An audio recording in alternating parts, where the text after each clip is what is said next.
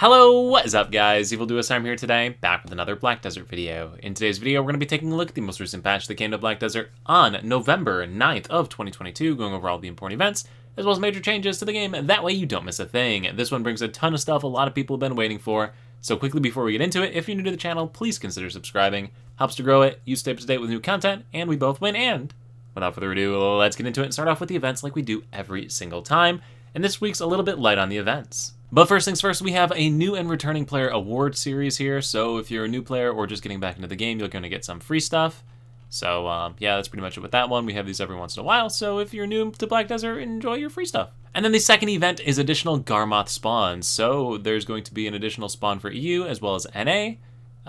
So yeah, if you wanted to get your Garmoth start, here's an extra chance to get it, or you'll just get an extra Cronstone, because that's what Garmoth is, really, it's Cronmoth. And then one that I forgot to mention in last week's video is that the Calpheon Ball is going to be in Los Angeles this time around. So if you live on the west coast of the US and play the game here, you might want to consider signing up and applying for the Calpheon Ball. I would go, but it's like the other side of the country for me, so not going to be me there, but hey, if you're interested, you can attend it live and in person this time around, so something to think about. But yeah, that's it for events, so now let's move on into the patch notes themselves, and these patch notes do bring a ton of different things, and the first one is Agris Fever for Gathering. So for those of you like me that love to lifescale, love to gather, you can now activate Agris Fever for Gathering. Up here you can see the Agris Fever consumed for each of these activities, which it's kind of a little steep, I'm not gonna lie, a little high. So you're gonna wanna make sure you use these on high valued things. You don't wanna be like gathering, I don't know, like deer meat using this unless you're absolutely trying to burn through stuff. Plus hunting's better for that anyway. But how this thing works is it basically multiplies the base rate of whatever you gathered. So the example they use here is lion meat. 2 to 4, 150% takes it to 5 to 10, 400%, 10 to 20, 13 to 26. Now that's a lot of numbers, so I'm gonna try and make it a bit easier for you. Basically, what you do is take the base amount for any item that you're gathering. In the example, they used a meat, which is typically 2 to 4, although there's some meat that are 1 to 4, just keep that in mind. Most things though are 2 to 4. Multiply that by 1.5, so 3 to 6. 2 times 1.5 is 3, 4 times 1.5 is 6. So 3 to 6, and then add that on to whatever you're normally getting. That's it. Doesn't do anything else crazy, just ignore all these other numbers, pretend they don't exist. It's just your base number times 1.5 and add it onto your normal. So like in my case, I can get a maximum of 20 total gathers, then I'll just add 3 to 6 on top of that. In fact, for the super majority of things that you're gonna go out and gather, it's just gonna be 3 to 6 more. So if you're just getting started in life scaling, this is an absolutely insane buff. If you are kind of more advanced in it, a little bit further down the line, this is gonna cap out at a maximum possible increase of 30% to the basic resource. So not things like Kaffir stones or black crystal shards or any of those things, only the meat or the timber or whatever actual item you're gathering. So really at the top end, this is only to come out to like a maybe 10% bonus tops. So like if I open up my gathering session from the past weekend here where I did some lion meat gathering, 14,633, multiply that by 22.5%, which is midway between 15 and 30%. You'll see that it's 17,925. If I change that number, 17,925, it only brought up the silver per hour by about 50. So 50 million out of 372 million nets to about a 13% increase. So not as huge a buff as you get from Agris Fever from like doing grinding or something like that. Keep that in mind. Like I said on my live stream when we first heard about this, I think the cost is a bit high and I don't think the buff is really as strong as the one for grinding.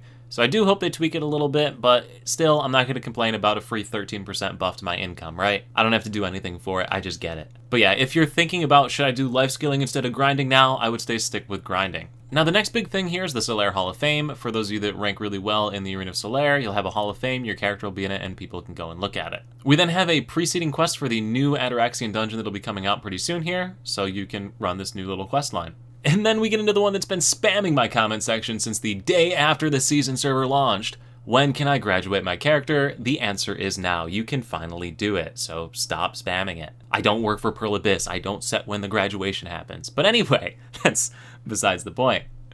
The autumn season graduation now begins on November 9th, and yeah, it's the same as it's been for like the last 2 years. Talk to your Black Spirit, start up a little quest line, talk to an NPC over in Velia, talk to Fugar, do like a little song and a dance, and boom, you're done. Season character graduated. If you haven't completed your Black Spirit's Pass, make sure to complete that, especially if you've paid the money for it. Also note that by leaving the season server, you will be missing out on any potential season-exclusive events that come out. They happen every once in a while, so just something to keep in mind. Are they ever that great? Not really, but sometimes they're pretty cool. As is also the case with the season server, once you've graduated your character, you can redeem these different bonus items here. So we have the Kaposh accessories of the pen variety, as well as the Advice of Alex and the Perilous Star. If you've already gotten the 4 accessory items here, Advice of Alex are your only option. If you haven't gotten any of these, the order to pick them up, in my mind, is going to be necklace, belt, and then ring, and then Perilous Star. So that's the order you want to go through here. Don't take the earring is bait. Ring, belt, necklace. You really can't go wrong with any of them, just necklace first. And maybe someday we'll get something better than an Advice of Alex plus 100 box. But that's it for the super major changes there. We then get into some tweaks to different classes. You got some Berserker buffs on the Awakening side. Otherwise, a couple little tweaks to some skills. Now moving into like quality of life type upgrades, we now can buy the entire max level of a house from the actual like purchase screen here. So like if I wanted to buy a house over here in Duvenkroon, jumped on over to it, clicked on this, I could now buy the max level by purchasing it as storage at grade maximum here. So pretty neat. Buried in here, we have a little bit of a buff to horse taming. So horse taming is now easier. You have less spacebar mashing that you have to do, and you only need 1 lump of raw sugar instead of 5 to tame the horse. So little tweaks to that, making my video guide finally out of date on how to catch a horse. A bit further down here, we have some improvements to field bosses. So field bosses will now spawn in a chain. So you're going to go in a chain of field bosses. The chain is Dastard Beg to Red Nose to Dim Tree Spirit, and then Giant Mustard to Kotzervik. The rewards for these have been buffed pretty hard. You get double the amount of Blackstones, you get Hunter Seals, double the amount of gold, double the amount of pure magic Blackstones. Actually triple that. 10 times the number of concentrated crystals for the bosses, and 1.5 times on the Light Ores as well. So if you're still doing the Jatina Pen boss gear quest lines, you can do that. Although again, the market for the boss gear was absolutely tanked after the most recent patch, so like, the Jatina quest line really isn't so hot, so that's another one they should look to rework here pretty soon, Pearl Abyss, if you're looking for like advice on these. And yes, I know you can't get Uragons from this, but you get the idea. And the final bit of a change here is that in order to get the loot rewards from the bosses, you can now finish further down on the damage table, so that's pretty neat. And then that is pretty much it for this patch, so nothing else too crazy came with this one. Like I said, only a couple little quick events. The big change here is on the Agris Fever for Gathering, as well as the early graduation, so if you've been wanting to graduate your season character, or you wanted to do the bonus gathering, well, hey, there it is for you. Anyway, now, guys, it's your turn. Let me know what you think. So, what do you think of the patch? You excited? Gonna go do some Agris Gathering. This weekend, I will go and do another line rotation down there, see if my little 13% prediction there is accurate. Because as you guys know, I'm a huge life skiller, big fan of life skilling in this game. Anyway, let me know what you think in the comment section below. Also, once again, if you're not subscribed already to the channel, consider it. Helps to grow me, you know, would really, really appreciate the support. Also, every single weekend, twitch.tv/evildousharm. Check me out over there. Thank you all so much for watching. Once again, I'll see you at the next YouTube video, Twitch live stream, or wherever I happen to see you. Peace. And oh, quick before I go, I did take some lunar eclipse pictures here, so if you haven't seen my Instagram, I do have them up on my Instagram, but took some pictures of the lunar eclipse.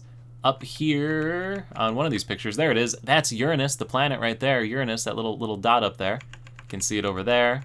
So I took some video footage of it, and you know, yeah, it's a lunar eclipse, so check out my Instagram too if you haven't seen that. Face for real this time.